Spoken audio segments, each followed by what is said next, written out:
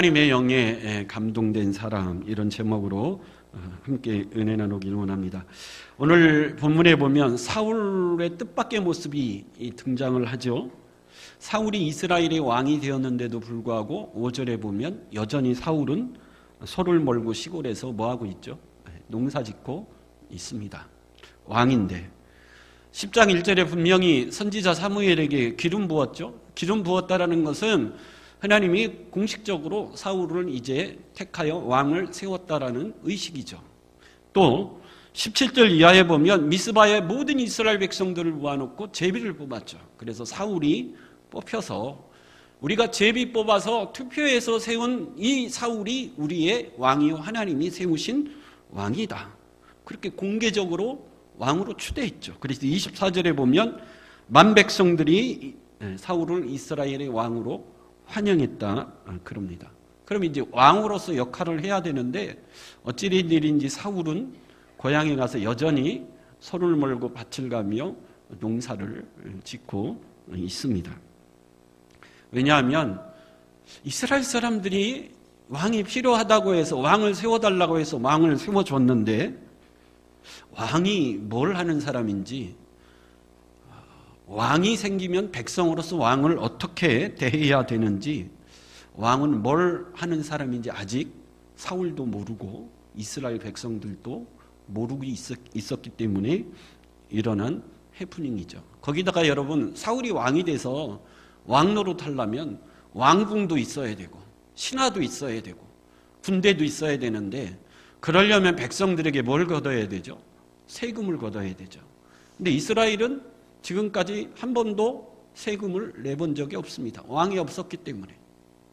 그래서 사울은 분명히 왕은 왕인데 서로 뭘 어떻게 해야 될지 잘 모르기 때문에, 그래서 하던 대로 시골에 가서 소를 몰고 농사를 짓고 있는, 어처구니 없는 일종의 해프닝이라고 할 수 있는 그런 일이 오늘 소개되어지고 있는데, 근데 11장 1절에 드디어 본격적으로 하나의 사건이 생기죠. 이 사건을 통해서 사울이 드디어 이스라엘 전역에 왕은 뭘 하는 사람이고 사울은 왕으로서 어떤 존재인가를 아주 강력하게 각인시켜주는 하나의 사건이 드디어 생깁니다. 오늘 11장 1절에 보면 암몬 왕 나하스가 어느 날 이스라엘의 길르앗 야베스라는 지방으로 쳐들어왔어요. 암몬 왕 나하스의 군대가 너무 강력하니까 길르앗 야베스 사람들이 어쩔 수가 없어요. 그래서 길르앗 야베스 사람들이 암몬 왕 나하스에게 사신을 보내서 우리가 당신에게 조공을 바칠 테니까 전쟁하지 말고 서로 화친합시다. 그렇게 화친을 제의를 했습니다. 근데 암몬 왕 나하스가 이런지하에 거절을 하죠. 그리고 2절에 보면 암몬 왕 사람 나하스가 그들에게 이르되 내가 너희 뭘 빼야 된다 그러죠. 오른 눈을 다 빼야 너희와 언약하리라. 내가 온 이스라엘을 이같이 모욕하리라. 암몬 왕 나하스가 이런지하에 거절하고 화친하려면 어떻게 해야 되죠? 길랏 야베스 너희들 먼저 뭘 빼라는 거죠? 오른 눈을 다 빼버리고 결국 이스라엘 모든 사람들이 오른 눈을 다 빼야만 내가 너희와 전쟁하지 않고 화친하겠다. 그렇게 요구했습니다. 너무 잔인하고 무섭죠. 근데 원래 암몬하고 이스라엘은 먼 친척거리입니다. 여러분, 암몬이 누구의 후손이죠? 아브라함의 조카 롯이 소돔섬이 멸망할 때에 두 딸과 함께 빠져나왔습니다. 근데 두 딸이 아버지에게 술을 먹이고 아버지하고 동침하여 아들을 낳았는데 그 아들의 이름이 뭐죠? 모압과 암몬입니다. 그래서 이스라엘과 암몬 사람은 조상으로 거슬러 올라가면 아브라함과 조카 사이, 삼촌과 조카 사이, 친척 관계인 사이죠. 근데 아브라함과 롯, 삼촌과 조카 사이지만 그 이후로 이스라엘과 암몬은 그렇게 사이가 좋지 않았는데, 그러다가 오늘 이 전쟁이 있기 130년 전에 암몬 족속이 이스라엘에게 한번 호되게 당합니다. 물론 그때도 암몬 족속이 이스라엘을 쳐들어왔어요. 이스라엘을 쳐들어오니 이스라엘이 사사 입다를 세워 입다가 그 암몬 족속과 싸워 승리했는데 사사기 11장 32절에서 33절에 기록이 되어 있는데 한번 보겠습니다. 시작. 이에 입다가 암몬 자손에게 이르러 그들과 싸우더니 여호와께서 그들을 그의 손에 넘겨주시매 야로엘로서부터 민닛에 이르기까지 20성읍을 치고 또 아벨 그라밈까지 매우 크게 무찌르니 이에 암몬 자손이 이스라엘 자손 앞에 항복하였다. 암몬 자손이 이스라엘을 쳐들어온 적이 있는데 입다가 사사가 되어 그들과 싸워 뭐했죠? 승리했죠. 거기다가 암몬의 성읍 20성읍을 뭐하기까지 했죠? 빼앗기까지 했습니다. 그러니까 암몬 족속 입장에서는 너무 수치스럽고 굴욕적인 패배죠.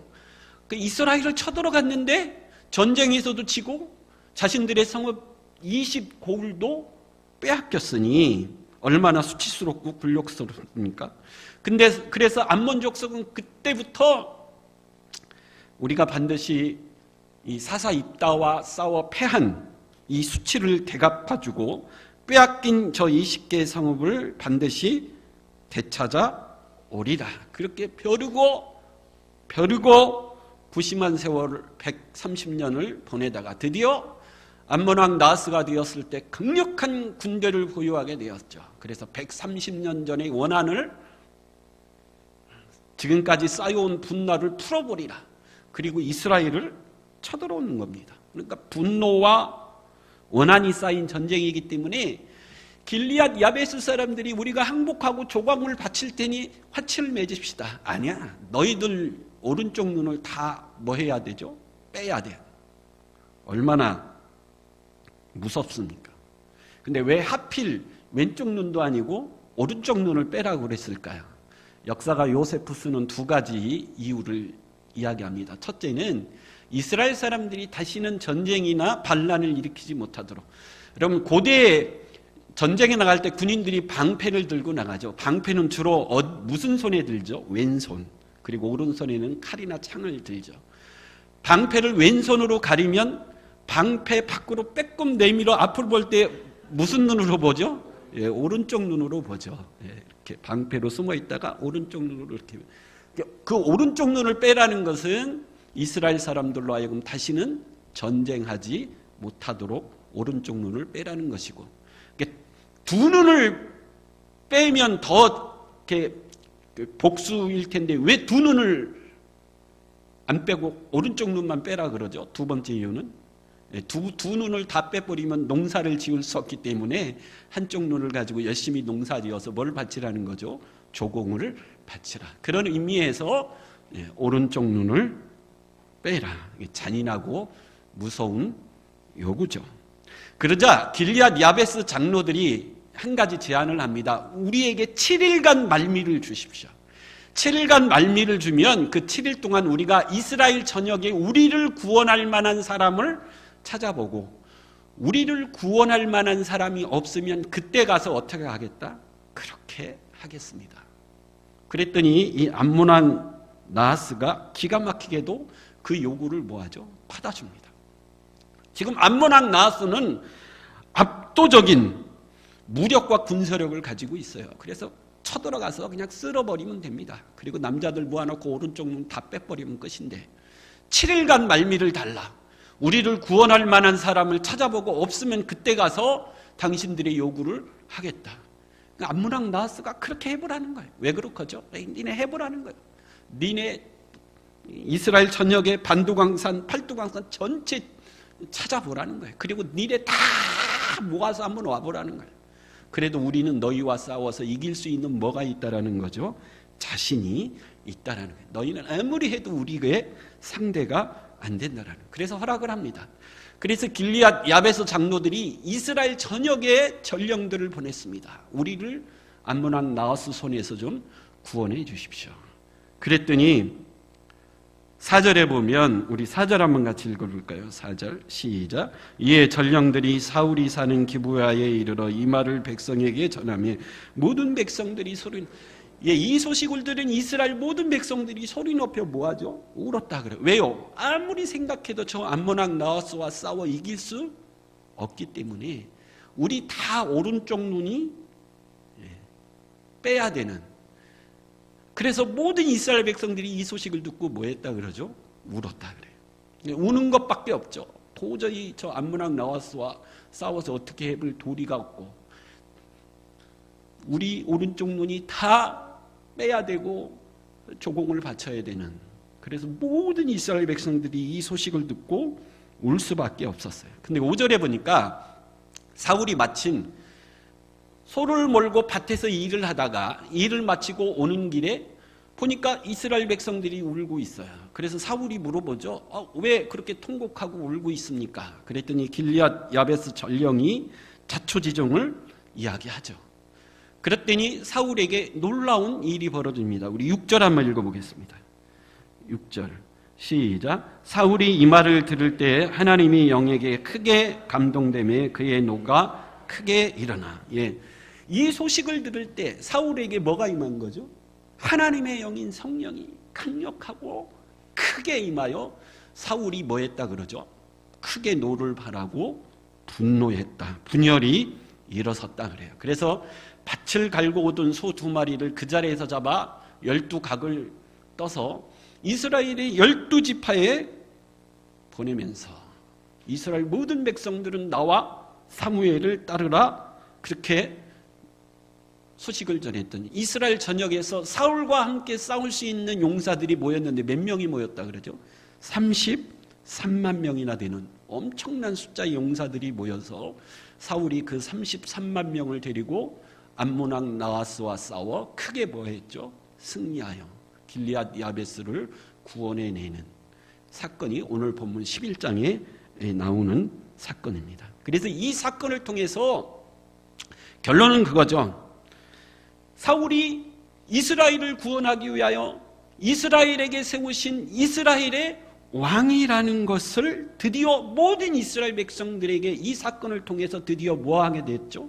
인정받게 되었고 주위의 모든 나라들에게도 이스라엘에도 드디어 왕이 세워졌다라는 것을 선포했고 또 사울 왕을 중심으로 이스라엘 12지파가 똘똘 뭉쳐 하나가 되는 좋은 계기가 되었다라는 거죠. 근데 이 아름다운 결론, 이 결말이 이루어지기 위해서 오늘 6절에 보면 그 중요한 계기가 뭐죠? 사울에게 뭐가 임한 거죠? 하나님의 영인 성령이 크고 강력하게 임했기 때문에 이 모든 일들이 가능해졌다라는 거죠. 그래서 여러분, 저와 여러분들도 사울처럼 하나님의 영인 성령에 크게 감동되고 성령 충만한 그런 인생을 살아갈 수 있는 저와 여러분 될 수 있길 간절히 축원합니다. 그러면 사울에게 또 우리에게 성령이 크고 강력하게 임했을 때 우리에게 나타나는 현상들이 뭐가 있을까요? 우리 사울을 통해서 하나님의 영인 성령이 우리 가운데 강력하고 불같이 크게 임했을 때 일어나는 3가지 현상들을 살펴보면서 함께 은혜 나누기를 원하는데, 하나님의 영인 성령이 우리에게 강력하고 충만하게 임했을 때 첫 번째 일어나는 현상은 뭐죠? 우리 6절 한번 다시 읽어보겠습니다. 6절 시작. 사울이 이 말을 들을 때 하나님의 영에게 크게 감동되매 그의 노가 크게 일어나. 하나님의 영이 크게 강력하게 임했더니 사울에게 나타난 첫 번째 현상은 뭐죠? 그의 노가 크게 일어났다. 크게 뭐 했다라는 거죠? 분노했다라는 거죠. 분노하며 일어났다라는 거죠. 근데 여러분, 여기서 말하는 분노를 우리가 생각하는 분노하고 똑같이 생각하면 안 됩니다. 우리는 언제 화내고 분노합니까? 내 뜻대로 안 되고 내 마음대로 안 됐을 때 막 분풀이 화풀이하기 위해서 화를 내는 그런 분노가 아니죠. 내 이기적인 목적을 달성하기 위해서 화를 내는 그런 분노가 아니고, 성령이 임하면 우리 마음에 막 큰 분노가 일어나는데 뭐에 대한 분노가 일어날까요? 죄에 대한, 악에 대한, 하나님의 마음을 듣고 품고 하나님의 분노하심으로 크게 우리가 일어나게 된다라는 거죠. 하나님도 분노하십니다. 뭐에 대해 분노하죠? 죄에 대해서, 악에 대해서. 우리를 구원하기 위해서 하나님은 크게 분노하십니다. 예수님도 이 세상에 오셔서 크게 분노하실 때가 있었어요. 예루살렘 성전에 올라갔더니 예루살렘 성전이 장사하는 사람들, 돈 바꾸는 사람들로 가득가득 타락해 있었죠. 그래서 예수님이 돈 바꾸는 사람을 채찍으로 치시고 장사하는 자들의 상을 엎으시며 마태복음 21장 12절에 이렇게 말씀하셨습니다. 우리 같이 한번 읽어보겠습니다. 마태복음 21장 12절 제가 읽어드릴게요. 그들에게 이르시되 기록된 바 내 집은 기도하는 집이라 일컬음을 받으리라 하였거늘 너희는 강도의 소굴을 만드는도다 하시니라. 하나님의 성전은 기도하고 예배하는 성전인데 강도의 소굴, 장사하는 사람들이 소굴로 만들어버린 것에 대해서 예수님이 뭐한 거죠? 크게 분노한 거죠. 거룩한 분노가 일어난 거죠. 여러분, 성령이 우리에게 충만히 일어나면 죄에 대해서, 악에 대한 분노가 일어난다. 오순절 마가이 다락방이 성령이 불같이 임했죠. 그때 베드로에게 이 거룩한 분노가 일어났습니다. 그래서 예루살렘 거리로 나가요. 베드로가 외친 외침이 뭡니까? 사도행전 3장 14절 15절 한번 시작. 너희가 거룩하고 의로운 일을 거부하고 도리어 살인한 사람을 놓아 주기를 구하여 생명의 주를 죽였도다. 그러나 하나님이 죽은 자 가운데서 그를 살리셨으니 우리가 이 일의 증인이라. 사도 바울이 성령에 충만해서 예루살렘 거리로 나아가 유대인들을 향하여 외친 외침이 뭡니까? 너희가 거룩하고 의로운 일을 거부하고 너희가 그 예수를 뭐 했다라는 거죠? 죽였다라는 거죠. 너희가 그런 죄를 뭐 했다라는 거죠? 지었다라는 거죠. 그래서 여러분, 성령이 우리 가운데 충만히 임하면 죄에 대한, 악에 대한 이런 거룩한 분노가 일어나는데, 근데 문제는 뭐죠? 예수님이 뭐라고 그랬어요?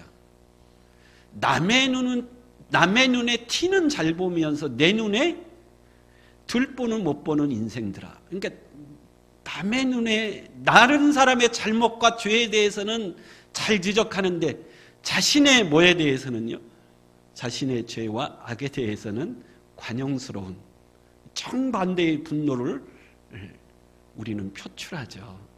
그래서 교회에 목사님이 뭘 잘못하고 장로님이 잘못하면 막 분노합니다. 어떻게 그럴 수 있는가?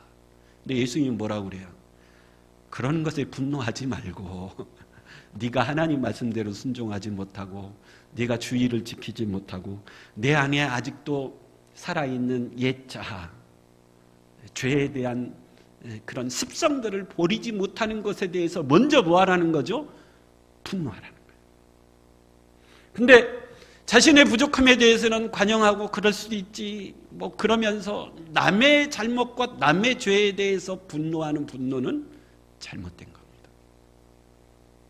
여러분, 하버드 대학의 마이크 샌델 교수가 쓴 정의란 무엇인가 책이 있어요. 우리나라에 100만 부 이상이 팔린 베스트셀러인데 쉬운 책은 아닙니다. 그 책의 질문이 뭐죠? 정의란 무엇인가? 여러분, 물어보면 뭐라고 대답하겠습니까? 정의가 뭘까요? 물어보면 여러분 뭐라고 대답할 것 같아요? 이 교수님이 그 책에서 몇 가지 예시를 통해 정의가 무엇인지를 대답하기가 참 어렵다라는 것을 예로 몇 가지 들었어요. 그 예를 들어보면, 내가 열차의 기관사입니다. 근데 기차를 몰고 막 가는데 저 철로 앞에 5명의 인부가 기차가 오는지도 모르고 다리 위에 철로에서 일을 하고 있습니다. 그래서 기차를 세워야 되는데 브레이크가 고장이 났어요. 다리 위에 철로이기 때문에 저 인부들은 꼼짝없이 뭐 하게 되죠? 죽을 수밖에 없습니다. 이렇게 보니까 바로 옆에 비상철로가 있어요. 비상철로로 내 기차를 틀어버리면 저 앞에 5명의 인부는 사는데 비상철로에 보니까 몇 명의 인부가 일하고 있어요? 1명의 인부가 일하고 있습니다. 그래서 여러분, 내가 기관사예요. 판단을 내려야 됩니다. 비상철로로 방향을 틀어서 저 1명의 인부를 죽일 것인가, 아니면 그냥 직진해서 5명의 인부를 죽일 것인가. 내가 기관사라면 여러분 뭘 선택하시겠습니까? 뭘 선택해야 정의로운 선택이겠습니까? 두 번째 질문을 해요. 그 철로 위에 내가 걷고 있습니다. 철로 위를 걷고 있는데 보니까 기차가 달려오고 있고 다리 철로 위에 5명의 인부가 일하고 있는데 속도를 줄이지 않아서 이 5명의 인부가 기차에 깔려 죽을 것 같아요. 근데 내 앞에 보니까 아주 뚱뚱한 사람이 서 있는데 얘니까 그 뚱뚱한 사람을 밀어서 철로 위에 떨어뜨리면 얘예요. 그 기차가 이 뚱뚱한 사람 때문에 멈춰설 수 있어요. 이거 얘니까 그런 거예요. 그러면 두 번째로 물어보는 거예요. 여러분이라면 그 뚱뚱한 사람을 밀어서 5명을 살리겠습니까? 아니면 5명을 죽이고 이 뚱뚱한 사람을 살리겠습니까? 어떻게 선택해야 여러분 정의로운 선택이겠습니까? 대부분의 사람들은 뭘 선택한다 그러죠? 대부분의 사람들은 첫 번째, 비상철로로 방향을 틀어 1명을 죽이고 5명을 살리는 것을 선택하고, 보통 사람들은.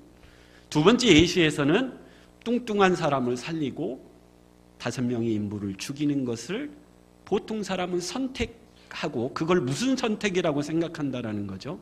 정의로운 선택이라고 생각한다라는 거예요. 근데 여러분, 그게 진짜 정의로운 선택일까요?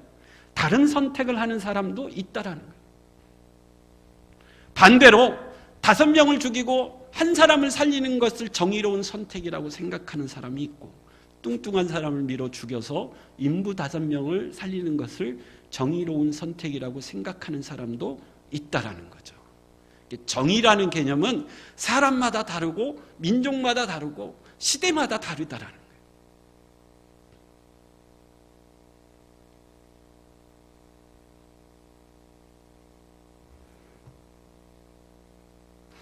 나는 정의롭다고 생각하는데 다른 사람은 정의롭지 않다라고 생각할 수 있다라는 거죠. 그래서 여러분, 나는 정의롭게 막 화를 내는데 내 옆에 사람은 뭐라고 그래요? 아니, 이 상황에서 왜 화를 내십니까? 그렇게 물어보는 경우가 생기죠. 저도 가끔 막 화를 내는데 우리 아내가, 여보, 왜 이 상황에서 화를 내 그래요? 아니, 그럼 이 상황에서 화를 내는 상황이자! 그러면 우리 아내가 막 설명을 합니다. 아니, 이런 상황에 도대체 화낼 이유가 전혀 없다라는 거예요. 차분하게 설명을 하고 그 얘기를 들으면 뭐 되죠? 설득당하죠. 아, 내가 괜히 화를 냈구나. 근데 나는 왜 화를 낸 거죠? 내 나름대로 이 상황에서 화를 내는 것이 정의롭다고 생각하기 때문에 화를 내는 거예요. 근데 옆에서 지켜보는 아내는 아무리 봐도 이 상황에서 화를 내는 것은 정의롭지 않기 때문에 이상하게 생각하는 거죠. 정의의 기준이 다 다르다라는 겁니다. 여러분, 분노도 마찬가지입니다. 분노. 성경에서 말하는 분노, 성경에서 말하는 의로운 분노는 뭐에 대한 분노죠? 죄에 대한 분노예요. 여러분, 세상이 막 어지럽고 세상이 타락했다고 분노하지 말고 죄에 대해서 분노할 수 있어야 되는데, 상대방의 죄, 세상의 죄, 남의 죄에 대해서 분노하지 말고 누구에 대해서요? 나에 대해서, 내 죄에 대해서, 아직도 내 안에 남아있는 이 더러운 죄의 습성들, 하나님 뜻대로 살지 못하고 여전히 내 고집대로 사는 이 악한 내 모습을 보고 뭐하라는 거죠? 분노하라는 거예요. 그래서 예수님은 산상수훈인 마태복음 5장에 애통하는 자는 뭐가 있다 그러죠? 복이 있다. 내가 아직도 주를 닮지 못하고 내 안에 아직도 살아있는 옛 성품, 내 안에 남아있는 이 고집들, 내 안에 남아있는 이 잘못된 이 세상적인 찌꺼기들, 이것들을 보면서 분노하고 애통하는 자, 그런 자가 뭐가 있다라는 거죠? 복이 있는데. 그럼 그러려면 성령이 우리 안에 뭐 해야 되죠? 충만하게 임해야 돼요. 강력하게 임해야 돼요. 그래야 아직도 내 안에 남아있는 이 더러운 죄의 찌꺼기들에 대해서 분노하고 애통하고 하나님 앞에 회개하며 하나님 앞에 더 성결하고 거룩하게 주님을 닮아가려는 그런 욕구가 생겨나는 줄 믿습니다. 그래서 우리에게 여러분, 강력하고 크게 성령이 임하면 가장 첫 번째죠. 죄에 대해서, 내 죄에 대해서 일어나는 거룩한 분노가 있다라는 겁니다. 두 번째는 영적 권위가 임합니다. 사울이 주의 영에 강력히 압도되어서 자신이 몰고 있던 소를 12토막을 내 이스라엘 전역에 보내요. 싸울 만한 사람은 다 모이라 그랬더니 몇 명이 모였다고요? 33만 명. 어마어마한 숫자가 모인 겁니다. 여러분, 이스라엘 백성들이 애굽에서 출애굽할 때 싸움에 나갈 만한 장정들의 숫자를 세어보니 몇 명이었죠? 60만이었죠. 33만 명은 그 절반이 넘는 어마어마한 숫자가 이스라엘 전역에서 모여든 겁니다. 그래서 사울이 33만 명을 세 대로 나누어 암몬악 나와스와 새벽에 기습해서 그 전쟁에서 승리할 수 있었습니다. 근데 사울은 원래 이런 사람이 아니었어요. 사울은 소심하고 또 결단력이 부족한 사람이었어요. 아버지가 잃어버린 암나귀를 찾아오라고 그래서 사환과 함께 찾으러 갔다가 사흘만에 못 찾으니 집으로 돌아가자 그랬는데 사환이 여기 사무엘이 있으니 좀 만나고 갑시다. 그랬더니 사울이 뭐라고 그래요? 야, 드릴 예물이 있어야 되는데 예물이 없어. 그냥 가자. 그랬더니 사환이 자기가 가지고 있는 돈을 들여서 사무엘을 만나게 했습니다.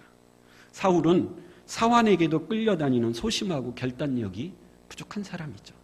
그리고 사무엘이 너는 하나님이 선택한 이스라엘 왕이다. 기름부어 세우셨고 이걸 긴가민가한데요. 그랬더니 하나님이 세 번이나 표징과 증거를 보여줬어요. 그런데도 불구하고 10장 21절에 보면 사무엘이 모든 이스라엘 백성들을 미스바에 모아놓고 사울을 제비 뽑았더니 사울이 어떻게 했다 그래요? 짐짝 사이에 숨었다 그래요. 겁이 많은 사람이죠. 소심한 심성의 소유자였습니다. 근데 하나님의 영이 그에게 강력하게 임하니까 변하여 새 사람이 된 거죠. 암몬악 나와스와 악과 강력하게 당당하게 맞설 수 있는 사람이 되었고 모든 이스라엘 백성들을 호령하는 그런 능력의 사람이 되었는데 그럴 수 있었던 것은 7절 한번 다 같이 읽어볼까요? 7절 한번 읽어보겠습니다. 시작. 한결이의 소를 잡아 각을 두고 전령들의 손으로 그것을 이스라엘 모든 지역에 두루 보내어 이르되 누구든지 나와서 사울과 사무엘을 따르지 아니하면 그의 소들도 이와 같이 하리라 하였더니 여호와의 두려움이 백성에게 임하매 그들이 한 사람같이 나온지라. 여러분, 모든 이스라엘 백성들이 사울의 말에 따르고 용사 33만 명이 사울 앞에 나올 수 있었던 이유는 오늘 본문 7절에 보니까 여호와의 두려움이 백성에게 뭐했기 때문이죠? 임했기 때문이라. 여기서 말하는 두려움은 막 벌벌 떠는 무서움이 아니에요. 여기서 말하는 두려움은 하나님의 영광과 위엄과 거룩이 누구에게 임한 거죠? 사울에게 임한 거예요. 그래서 사울이 말할 때 이스라엘 백성들은 사울의 말을 누구의 음성으로 듣는 거죠? 하나님의 음성으로 듣는 거죠. 그래서 이스라엘 백성들이 사울을 볼 때 하나님의 위엄과 거룩과 영광을 보는 거예요. 그래서 마치 사울을 누구를 대하듯 하는 거죠? 하나님을 대하듯, 하나님에게 순종하듯 사울에게 순종했다라는 거죠. 그래서 여러분, 교회의 리더십, 하나님의 백성의 리더십은 사람에게서 나오는 것이 아니고 누구에게서 나오는 거죠? 하나님에게 주는. 우리 목사님들도 보면 옛 습관을 버리지 못하는 거죠. 그래서 자기 마음대로 안 되면 막 카리스마 있게 보이려고 막 목소리를 깔고 인상 쓰고. 그리고 교회의 리더십은 그렇게 해서 나오는 것이 절대 아닙니다. 얼마 전에 어느 목사님 전화가 왔는데 막 억울해서 전화 왔어요. 왜 그랬더니 어느 목사님이 전화해가지고 막 가진 욕을 다 했다라는. 그래서 나중에 목사님이 듣고 사과하라고. 어떻게 목사 입에서 그런 말이 나오냐고. 사과하라고. 그랬더니 내가 옛날에 뭐 어쩌고 저쩌고 옛날에. 여러분, 옛날에 아무리 그랬어도 목사가 됐으면 변화야 뭐가 돼야 되죠? 새 사람이 돼야 되죠. 여러분, 교회의 리더십은 세상에서 막 인상 쓰고 막 목소리 깔고 막 위험 있게 말하고 그런다고 해서 하나님의 사람의 리더십이 나오는 것이 절대 아니고, 하나님의 리더십은, 하나님의 사람의 권위와 권세는 누가 주시는 거죠? 하나님이 주십니다. 이걸 착각해서는 안 됩니다. 오늘 본문에 드디어 사울이 이스라엘 모든 백성들에게 하나님이 세우신 진정한 왕이라고 하는 리더십이 세워지고 왕으로서의 권위와 권세가 세워졌는데, 이건 사울 스스로 세운 것도 아니에요. 어느 정치 집단이 사울을 왕으로 그렇게 세운 것이 아니고, 누가 세워주신 거죠? 하나님이 세워주신 것입니다. 그래서 여러분, 주의 성령이 우리에게 크고 강력하게 임하면 하나님의 사람으로서 하나님이 주신 권위와 권세가 있게 되는 줄 믿습니다. 그래서 여러분, 저와 여러분들도 하나님의 성령에 크게 감동되어서 하나님의 사람으로서의 권위와 권세가 있는 그런 진정한 하나님의 사람이 될 수 있길 간절히 축원합니다. 마지막 세 번째는 영적 분별력이 있어. 여기서 말하는 영적 분별력이라는 것은 하나님의 일과 자신의 일을 분명히 분별해서 깨달을 줄 아는 능력이죠. 하나님 앞에 돌려야 될 영광을 마땅히 하나님 앞에 돌리는 거죠. 여러분, 사울이 암몬 왕 나하스와 싸워 크게 승리했습니다. 그랬더니 이스라엘 백성들 중에 이렇게 말하는 사람이 있었습니다. 우리 사무엘상 11장 12절에서 13절 한번 읽어보겠습니다. 12절 13절 시작. 백성이 사무엘에게 이르되 사울이 어찌 우리를 다스리게 하고 한 자가 누구이니까 그들을 끌어내소서 우리가 죽이겠나이다. 사울이 이르되 이날에는 사람을 죽이지 못하리니 여호와께서 오늘 이스라엘 중에 구원을 베푸셨음이니이다. 무슨 말이죠? 여러분, 사무엘상 10장에 사울이 드디어 이스라엘의 왕으로 세움을 받았는데 10장 31절에 어떤 불량배는 이르되 이 사람이 어떻게 우리를 구원하겠느냐 하고 멸시하며 예물을 바치지 아니했다 그럽니다. 어떤 불량배들은 사울을 왕으로 모한 거죠. 인정하지 않고 멸시하는 이스라엘 사람들이 있었다라는 거예요. 그래서 사울이 암몬 왕 나하스와 싸워 크게 승리하니까 어떤 사람이 와서 사울이여, 그때 10장 31절에 당신을 멸시하고 왕으로 인정하지 않았던 사람들을 끌어내어 뭐 하자는 거죠? 죽이자는 거예요. 근데 사울은 거절합니다. 이렇게 하나님이 구원을 베푸신 이 좋은 날에 절대 그럴 수 없다라는 거죠. 악을 악으로 갚지 않은 거죠. 왜 그렇죠? 사울은 분명히 깨달았습니다. 이 승리는 내가 이룬 승리가 아니고 누가 주신 승리죠? 하나님이 주신 승리라는 것을 알았기 때문이에요. 그래서 이 전쟁의 영광은 누가 받아야 됩니까?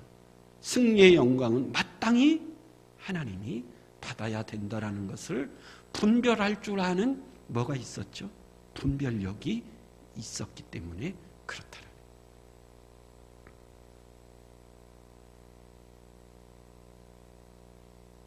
적어도 사울은 왕이 되는 초기에는 이런 탁월한 영적 분별력이 있었다는 거예요. 하나님의 것과 내 것을 구별하고 하나님 앞에 돌려야 될 영광을 구별해서 그것을 내가 취하지 않고 하나님에게 돌릴 수 있는 그런 탁월한 영적 분별력이 있었다라는 거죠. 그래서 여러분,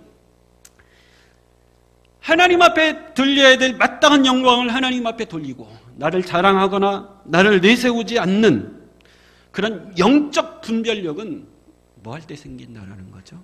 하나님의 영인 성령이 내 안에 뭐 할 때라는 거죠? 충만히 임할 때 가능하다라는 거죠. 그래서 여러분, 우리 주위에 아직도 자기를 자랑하고 자기를 내세우는 사람이 있으면 저 사람이 아직 뭘 충만히 받지 못했기 때문이죠. 성령을 충만히 받지 못했기 때문에 그렇구나. 그래서 어떻게 기도해야 됩니까? 하나님, 저 사람에게도 성령이 강력하고 크게 임하여서 겸손한 인생 되게 하시고 영광을 취하지 않는 자가 취하지 않고 그 영광을 누구에게 돌릴 줄 아는 하나님에게 영광을 돌릴 줄 아는 그런 성령의 사람이 되게 하여 주시옵소서. 여러분 그렇게 기도할 줄 아는 믿음의 사람이 될 수 있길 간절히 축원합니다. 그래서 여러분 오늘 본문을 통해서 하나님이 우리에게 주신 교훈은 분명합니다. 하나님의 사람들, 하나님의 일꾼들, 하나님이 세우신 하나님의 사람들, 하나님 나라의 일꾼들은 첫째로 변하여 새 사람이 되고 새 마음을 가질 수 있어야 되고, 두 번째 스텝은 뭐죠? 하나님의 영인 성령에 강력히 뭐 해야 되죠? 압도되고 붙들린 인생이 될 수 있어야 된다라는 거죠. 그래야 어떤 위기가 찾아오든지 우리 모든 믿음의 공동체들을 한 마음으로 묶어 믿음으로 그 일을 극복해내고 승리할 수 있는 진정한 하나님의 사람이 될 수 있다라는 거예요. 그래서 여러분 무엇보다도 예수 믿어 구원받아 하나님의 백성이 되었다면 변하여 새 사람이 되길 바라고, 새 마음을 품을 수 있길 바라고, 그 다음 성령에 크게 충만한, 성령에 압도된 그런 하나님의 사람으로 하나님 앞에 크게 쓰임받을 수 있는 저와 여러분들의 생이 될 수 있길 간절히 축원합니다.